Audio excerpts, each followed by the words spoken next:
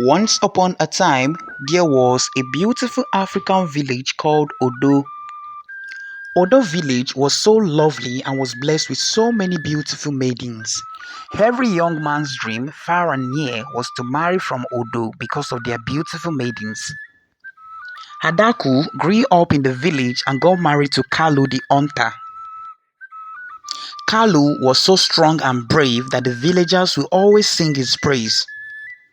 It was through his courageous act that he was able to attract Adaku. Kalu and Adaku got married for over 15 years and there was no child. This got Adaku worried and she would cry all through the night. Adaku wanted a child so badly that she was desperate to do anything to have one. Kalu, who wasn't worried at all, believed that child was a blessing from the Lord and it would come at the right time. Few years down the line, Adaku was so shy and scared to go out as people would laugh and mock at her situation. Nneka, Adaku's close friend, advised Adaku to seek for an adoption. Adaku decided to adopt a girl called Ugochi from the neighboring village. Ugochi was treated with love and care and compassion by Adaku. Adaku treated her with so much love and compassion, like it was her own child. Ugochi was always happy and she would always pray for Adaku to have her own baby. Few years later, Adaku got pregnant and gave birth to a beautiful baby called Chidera. As Adaku, we always call her my princess. Adaku's love for Ugochi suddenly gets cold, as she would treat her with cruelty and hate. Ugochi suddenly becomes the slave in the house as she would do all the house chores. Ugochi will always wake up as early as 4 a.m. to go to the stream to fetch firewood along with water and was only allowed to sleep at 11 p.m. in the night. Adaku stopped Ugochi from going to school in order to attend to her child who was always called the princess. Chidera grew up so lazy and would never attempt to do any house chores as she always called herself the princess. Her parents bought her so many beautiful things that other maidens do not have. Chidera grew up with so much beauty and was endowed to the point that guys would want to do anything to have her. Kalu, Chidera's father, who was the richest hunter in the village, will do anything beyond his power to make Chidera's happy. Chidera has the best collection of clothes and accessories in the village. She stands out among every other maidens in the village and none of them could even compete with her. Her beauty could make men hold wrestling match on her behalf to see who is strong enough to win her heart. But she was not moved even if they decide to kill themselves. She was very beautiful and needs a handsome wealthy prince to marry, not just any regular random farmer in the village. None of the maidens in the village could afford a mirror, but the father bought a mirror for her in one of his visits to the city. She positioned the mirror in her room and stares at it every single day and marvels at how beautiful she was. Chidera will go out every single day and tell everyone who cares to listen that she is the most beautiful maiden in the village, that all the maidens put together cannot even equate her beauty. Each time she wakes up, she stares into the mirror and she would always tell herself that I am destined to be a queen. I can't let this beauty waste in a farmer's house. God forbid I marry a farmer. I am going to be a queen of a beautiful kingdom. It is my destiny. Chidera will stand in front of the mirror for hours singing praise to herself and her beautiful skin. Sometimes when the mother Adaku overheard her, she would applaud her by saying, "Her Royal Highness, what will you have me prepare for you today?" Adaku would quickly order Ugochi, her adopted child, to prepare Chidera's proposed meal, and not forgetting to wash her clothes, cut her nails, and also to clean the room. Ugochi, who was always smelling firewood smoke, spent more of her time in the kitchen than in the living room. Everyone have no choice but to eat whatever Chidera proposes to eat every single day. Ugochi, who was the apple of Adaku's eye, suddenly became a slave after Adaku gave birth to her own child. It was the annual Yam Festival celebration. All the maidens come out to showcase themselves to the village men in order to attract spouse and husband. Chidera dressed up in a glorious gown. Her intention on going to the festival was not to get a husband but to turn men's head and to distract them to her beautiful body. Chidera was so filled with pride, and she would always tell herself that no single man in the village is worthy of her. She will always tell her female friends that all the men in the village were not up to standard on the kind of man she wanted for a husband. She wanted a prince or a king who owns a big kingdom. Ugochi also dressed up to attend the festival when her adopted mother stopped her by saying, "Were you not supposed to take the dirty clothes to the river for washing?" Ugochi was never allowed to attend any social gathering or to interact with friends. She suddenly became Chidera's slave. Ugochi, who wasn't happy, said, "Mom, when will Chidera learn to do things herself?" Her mother replied by saying, "Chidera is so tender and can easily get broken, and I am training her to be a queen." Ugochi had tried to talk Chidera into helping her with some house chores, like fetching water or even assisting her in making food. But Chidera will never pay attention, as she was more concerned about her body and her skin. As times fly, suitors began to come for Ugochi. But Chidera insults any man that comes to ask for her hand in marriage, saying, "If you're not a king or a prince, I am not interested." She rained insults on any man that comes to marry her, while Ugochi was looking out for a hard-working man who can cultivate the soil and bring forth farm products, a man who is kind, gentle, and humble, with a good heart. She was not interested in marrying a king or a wealthy man. Ugochi was more interested in a man who has the fear of God. Different wealthy men came from various villages to marry Chidera. Some traveled far and near to behold the most beautiful girl they've heard about and to marry her. But Chidera will always turn their proposal down because they were not king or prince. Chidera's father, Kalu, will always support her daughter in all her quests in marrying a king or a prince. Day in, day out, more suitors came, and Kalu will allow the daughter to rain curse on them.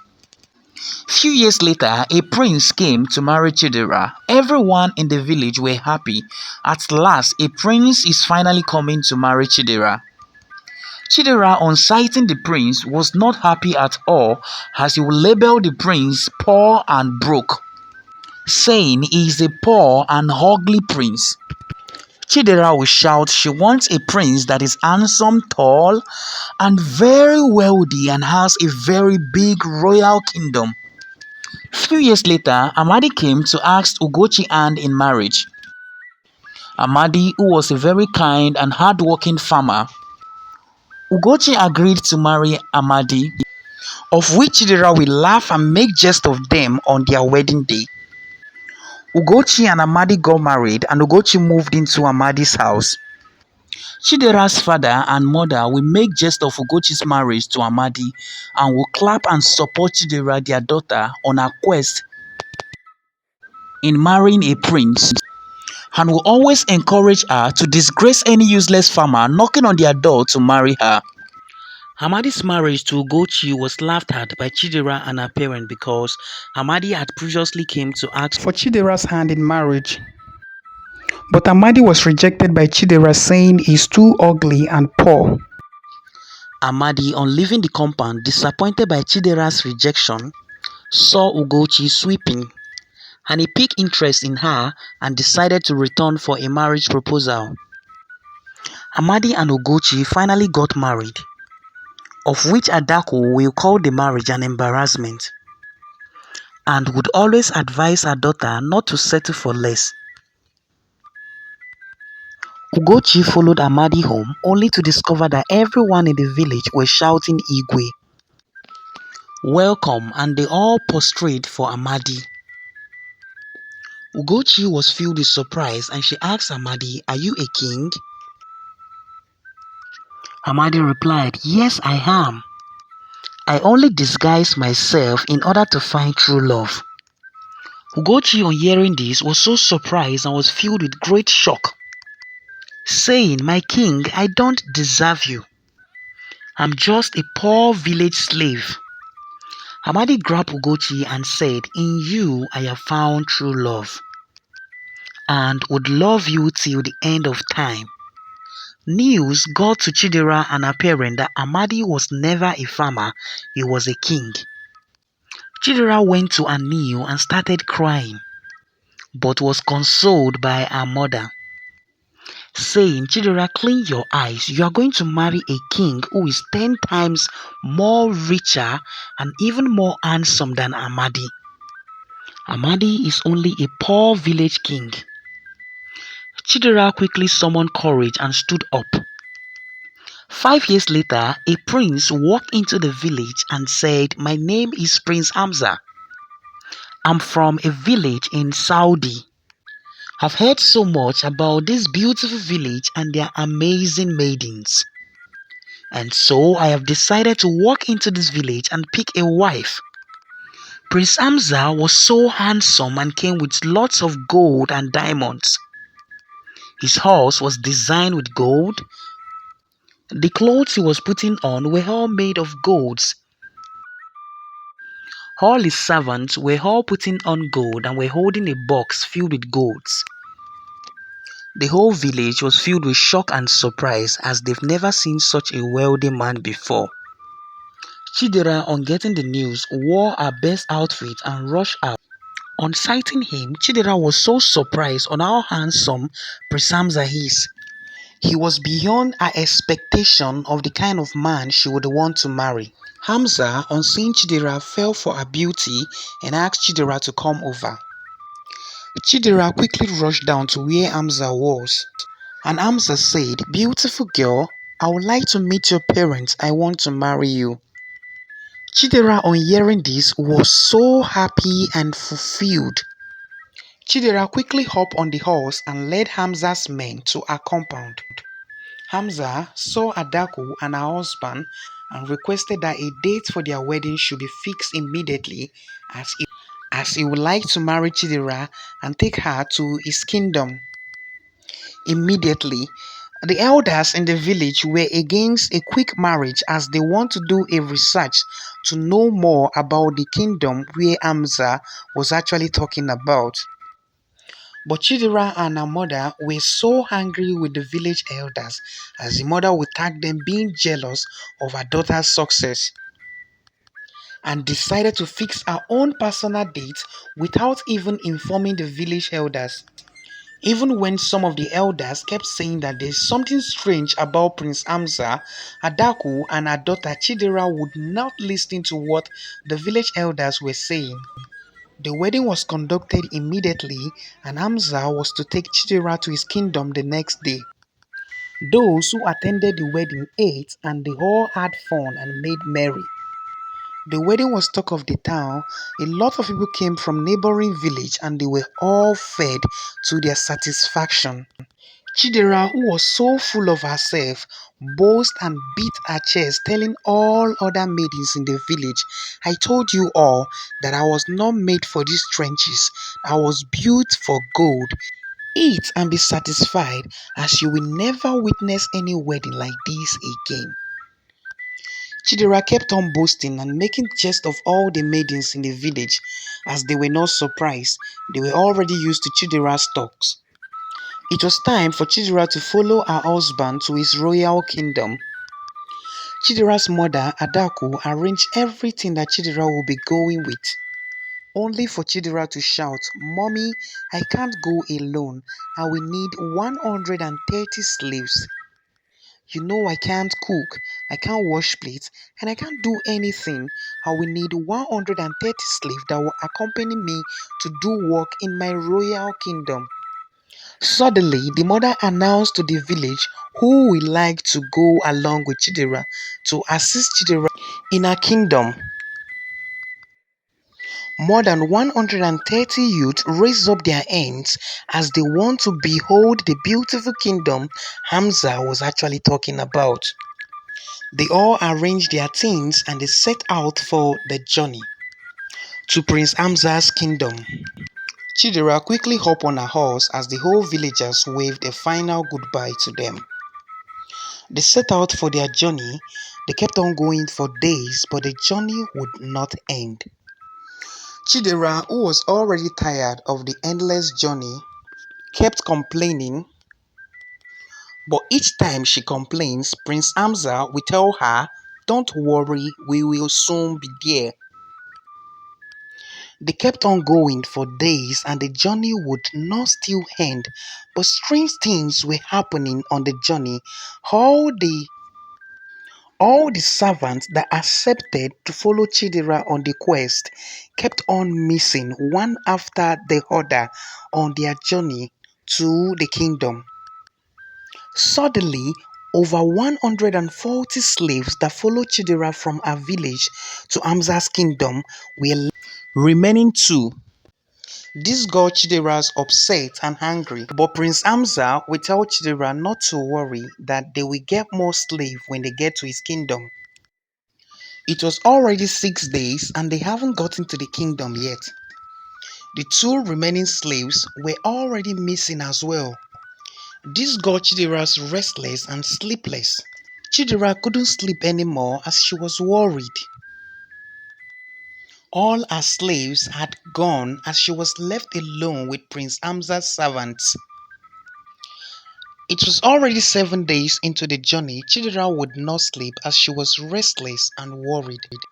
Some of Prince Hamza's men quickly rushed to Prince Hamza thinking Chidera was sleeping, and they told Prince Hamza, "It is time, let's eat her up." Prince Hamza quickly asked the men to go and fetch firewood. Chidera, on hearing this, became more frightened and scared. At this point, Chidera noticed all wasn't okay as she was married to a beast. All Prince Hamza's men had gone out in search for firewood. Chidera quickly stood up and picked up a big stick and smashed Prince Hamza on his head and started running quickly into the forest. Suddenly, she turned back and she saw Prince Hamza turn into a lion and was running after her. Chidera kept on running as fast as her legs could carry her. At this point, all Prince Hamza's men had noticed Chidera had escaped, so they all turned into a beast and they all ran in search of Chidera. Chidera kept running and she was praying to God for mercy. Suddenly, she came across an hunter who was in the forest. The hunter quickly brought out his gun and shot at one of the lions. Suddenly, all the beasts that were after Chidera all ran away. Chidera spent the night in the hunter's hut, told the hunter everything that has happened. The hunter promised to help Chidera return back to her village. Few months later, Chidera got back to her village and was looking totally different, looking so slim and unhealthy, and she was so ashamed of herself. Indeed, all that glitters ain't really gold. Chidera's mom and dad were all disappointed as they failed to give Chidera a proper training. Ugochi, who was not even interested in marrying a king, ended up with a king. Adaku, whose dream and aspiration was to marry a prince or a king, ended up with a beast.